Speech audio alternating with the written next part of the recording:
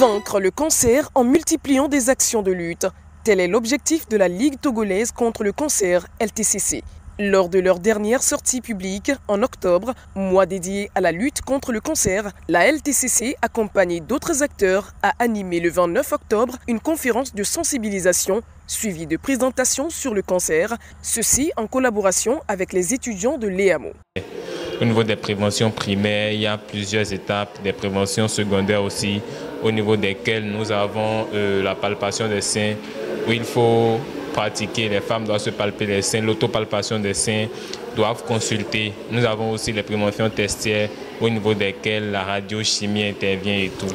Selon moi, le cancer du sein est une maladie qui s'abat sur les femmes, mais récemment j'ai appris qu'elle peut aussi atteindre les hommes, mais c'est très rare.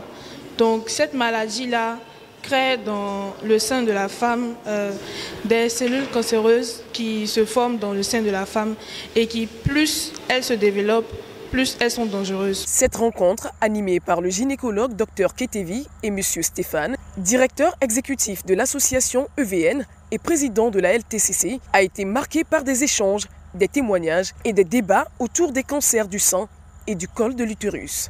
Vous savez que les étudiantes et étudiants de EAMO sont des bâtisseurs de cités. Ils construisent des édifices extraordinaires, des maisons. Mais il faudrait que eux-mêmes soient en bonne santé pour pouvoir vraiment être là toujours, pour nous vraiment nous surprendre avec leur talent.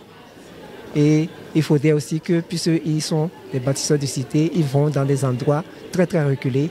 Pourquoi pas passer le message dans ces endroits pour pouvoir continuer par sensibiliser, informer et aider les femmes à se dépister précocement.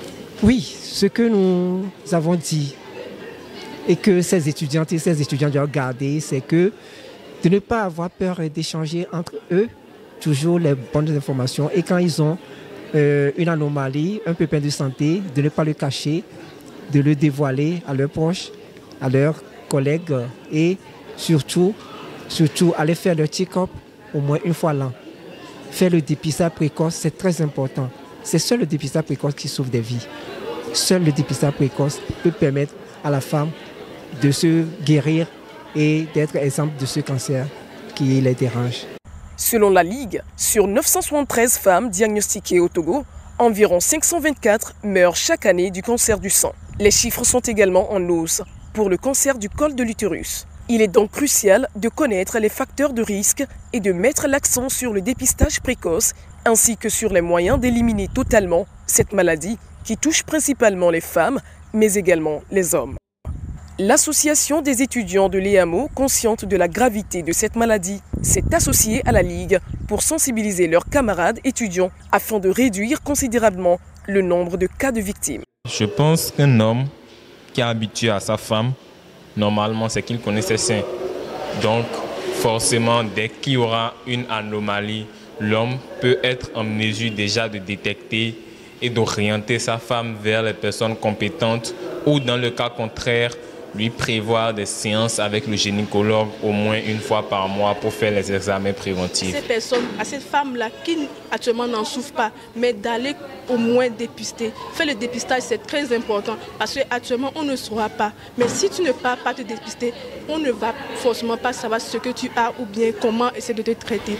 J'aimerais inciter aujourd'hui toutes les autorités, toutes les structures togolaises à soutenir la lutte contre le cancer du sein et à vraiment financer les soins pour les femmes qui sont atteintes et qui n'ont pas forcément les moyens.